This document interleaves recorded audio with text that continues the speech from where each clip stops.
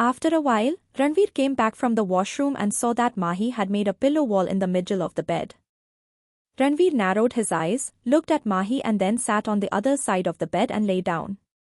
Mahi's face was facing him.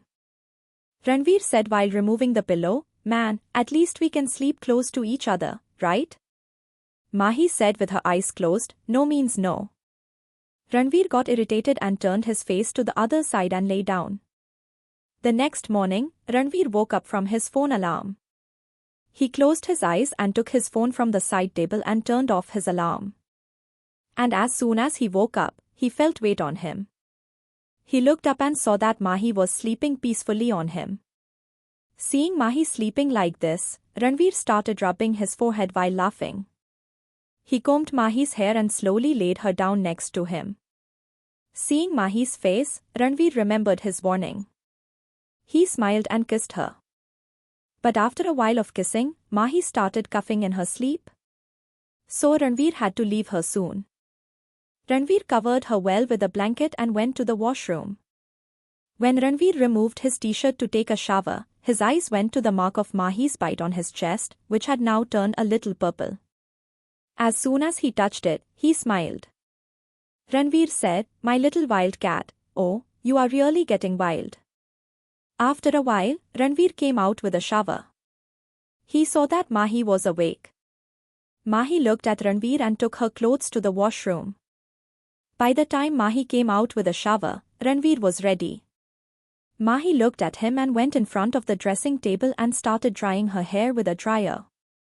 Ranvir came to him and put vermilion on his forehead and said, "Just tonight and then tomorrow I will take revenge on you for 3 nights.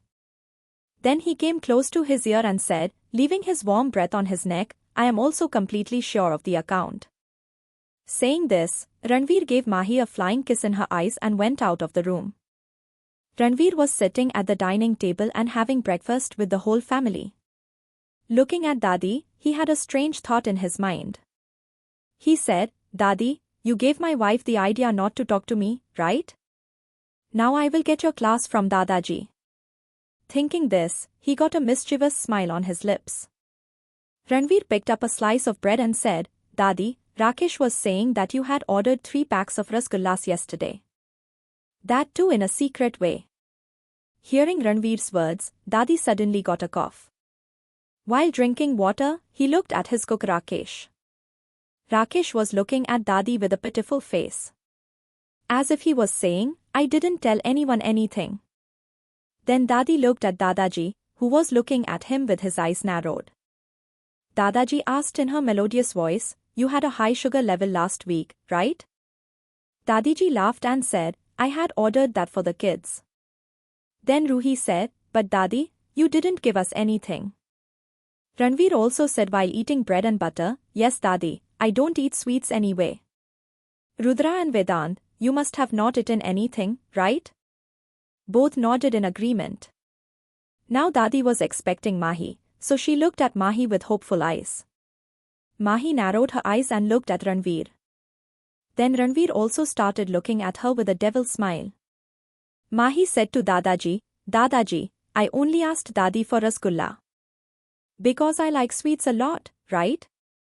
And I have a habit of eating sweets at night. That's why." Saying this, Mahi gave a fake smile to Ranvir. Dadiji was taking care of her grandsons and daughters-in-law. Then she looked at her grandsons and granddaughters and said, "All of them are useless. My grandsons and granddaughters. Let them go once, then I will see them all." After a while, when Dadaji went to his room, then Dadi came into action mode. Ranvir was running around the sofa, saving himself from his grandmother's stick. And Dadi was running behind him with her stick. Ranvir said while running, "Dadi, what are you doing? You will get hurt." Dadi said while running behind him, "Wait, you idiot. Will you tease me? I will show you now." Mahi was also eating rasgulla sitting on the sofa. She put a rasgulla in her mouth and said, "Yes, Dadi. Hit me once from my side too. You have troubled me a lot." On the other side, Ruhi, Rudra and Vedanta were standing and watching the whole drama. Vedanta said softly, let's get out of here quietly. Otherwise, Dadi's blessings will fall on us too.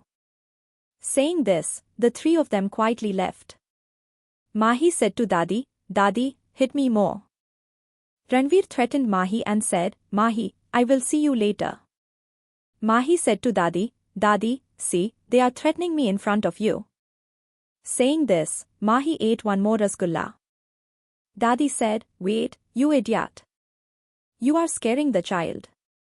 I will teach you a lesson today. Saying this, Dadi hit Ranvir once. Ranvir saved himself from his hit and said, Dadi, stop it. How much more will you hit? Dadi was tired of running behind Ranvir. So she sat next to Mahi. Mahi kept the bowl of rasgulla on the table and hugged Dadi and said, Dadi, it was fun today. You taught me a good lesson. Hearing this, Ranvir pointed at Mahi while leaving.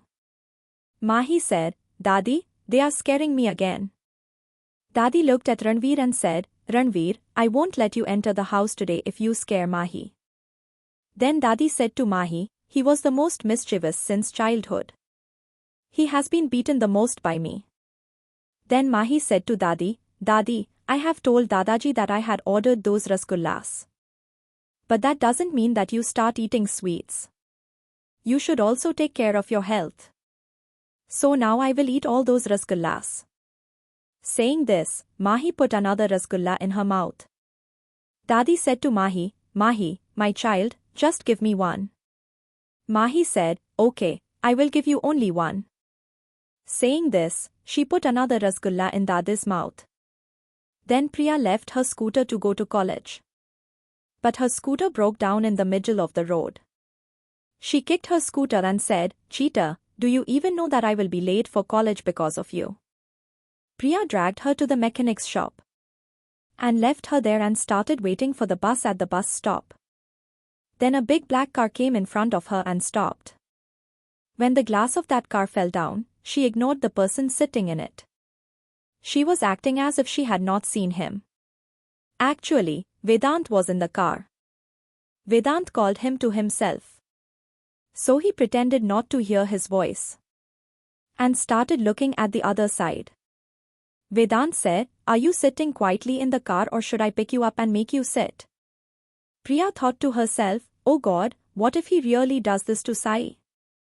She quickly took a lift from a motorbike driver and sat behind him and left. In anger, Vedant hit his hand on the steering wheel of the car and said, This is me. Saying this, he moved the car ahead. After some time, he stopped the car in front of the motorbike driver and came out of the car, grabbed Priya's hand and pulled her away. Priya released her hand and said, Who are you? Where are you taking me? There was a crowd of people around. One man came forward and said, Hey, where are you taking such a girl forcibly? Priya cried and said, Uncle, I don't know like this. I don't know where they are taking me forcibly. Vedant looked at Priya and went near her and said, Can't you sit in a car without drama? Priya also said with attitude, And can't you stay without bothering me? After listening to Priya, Vedant looked at her with a sad smile and said to her near her ear, Now I will tell you who is called to bother. Vedant said to that man, Look, this is between us husband and wife. You don't interfere. After listening to Vedant, that man looked at both of them. At the same time, Priya opened her mouth and started looking at Vedant. She quickly said, Who husband and whose wife? Uncle, I don't even know him. I think this is the latest way to kidnap girls. Vedant grabbed her by the waist and said with great love, Hey sweetheart, leave some truth. I refused you to do shopping. So you got so angry that you refused to recognize me. Come on, let's go for shopping now. Saying this, Vedant took her to the car. So Priya said to him, What nonsense are you talking? Leave me. I am not going anywhere with you. Uncle, what are you looking at? Please help me. Priya was shouting this thing loudly. Then that man said, Son, the fights between husband and wife should be solved at home. My wife also gets angry when I don't take her for shopping. After listening to that man, Priya felt like breaking her head. Before Priya could give any answer to that man, Vedant pushed her on the front seat of the car and closed the door. Then he came quickly and sat on the other side. Priya tried to open the door again and said, "You are such a psycho. Open the door. I don't want to go anywhere with you." She was saying this. But Vedant didn't care what she said. He moved his car faster. Priya warned him and said, "Stop the car quietly. Otherwise, I will open the window glass and shout that you are kidnapping me." Vedant said, "Okay, shout. Now I am kidnapping you." He said this and winked at Priya. Priya got scared and said, "Are you really going to kidnap me?" After hearing this, Vedant gave her a devil look and turned the car on some other road instead of the college road. Priya looked out of the window. That road was different. She grabbed the steering wheel and said while turning it, "Stop the car. Otherwise, I will break your head." Priya's action ruined the balance of the car. Vedant said while moving his hand, "What are you doing, idiot? Move your hand." Now both of them started screaming while holding the steering wheel. Then Vedant's eyes went in front and he put the brake on the car. Due to the sudden stop of the car, Priya bent forward. But she didn't get hurt because Vedant had put his hand in front of her forehead. Priya's head hit Vedant's hand. All her hair came in front of her face. For some time, she didn't understand what happened. She quickly removed her hair from her face and looked at Vedant, who was staring at her with burning eyes. Priya thought to herself while coming out of her car. The demon has awakened.